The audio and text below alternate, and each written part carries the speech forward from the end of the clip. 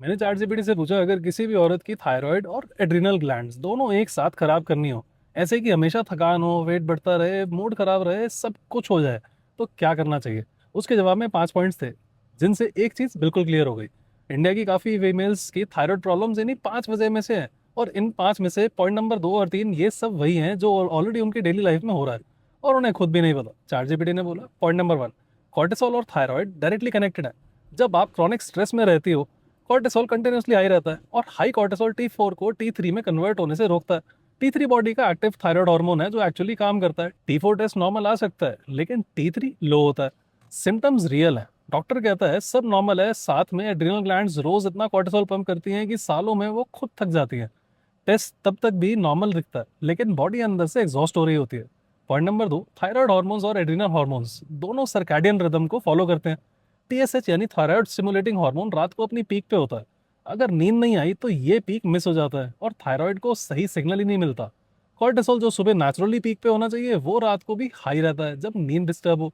नतीजा, नींद खराब, दोनों हार्मोन्स खराब, और ये रात को फोन चलाने की छोटी सी आदत से भी शुरू हो सकता है। पॉइंट नंबर 3, एड्रिनल ग्लैंड्स का एक काम है ब्लड शुगर को स्टेबल रखना। जब खाना स्किप होता है या ज्यादा रिफाइंड फूड खाया जाता है, ब्लड शुगर स्पाइक और क्रैश होता है। इस क्रैश को संभालने के लिए एड्रिनल ग्लैंड्स एड्रिनलिन और कॉर्टिसोल पंप करती हैं। रोज यही होता रहता है, दिन में 3 बार, 4 बार, और किसी किसी का तो 5 बार भी।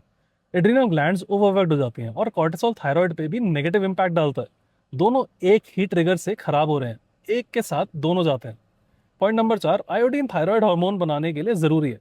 सेलेनियम T4 को T3 में कन्वर्ट करता है, और मैग्नीशियम बॉडी को 300 से ज्यादा रिएक्शन में काम आता है। एड्रिनल फंक्शन भी इन्हीं में से एक है। इंडिया की एवरेज डाइट में तीनों नेचुरली लो मिलते हैं। अगर ये तीनों कम है तो थायराइड और एड्रिनल दोनों अंडर फंक्शन हो जाते हैं, मतलब सिस्टम ही कमजोर हो जाता है चाहे कितना भी खाओ। पॉइंट नंबर 5, गट में थायराइड हार्मोन्स मेटाबोलाइज होते हैं। गट में वो न्यूरोट्रांसमीटर्स बनते हैं जो एड्रिनल हेल्थ के लिए जरूरी हैं। गट खराब तो दोनों सफर करते हैं, और ये एक लूप बन जाता है। थायराइड खराब होने से गट खराब होती है, और गट खराब होने से थायराइड और खराब होता है। लेकिन इसका सीधा मतलब ये भी है, एक को फिक्स करो तो दोनों सुधरने लगते हैं, और ये वाला कनेक्शन कोई नहीं बताता। हर उस औरत को ये वीडियो भेजो जिससे थकान रहती है, वेट बढ़ रहा है, मूड ठीक नहीं रहता, और डॉक्टर बार बार कहता है टेस्ट नॉर्मल है। इन 5 में से आप कौन सा अपनी किसी करीब इंसान की लाइफ में देख रहे हो? नीचे कमेंट्स में जरूर बताओ। और अगर अपनी हेल्थ और फिटनेस जनरल सिस्टम के साथ इंप्रूव करना चाहते हो तो फॉलो कर लो, क्योंकि आपको फिट बनाना मेरी जिम्मेदारी है।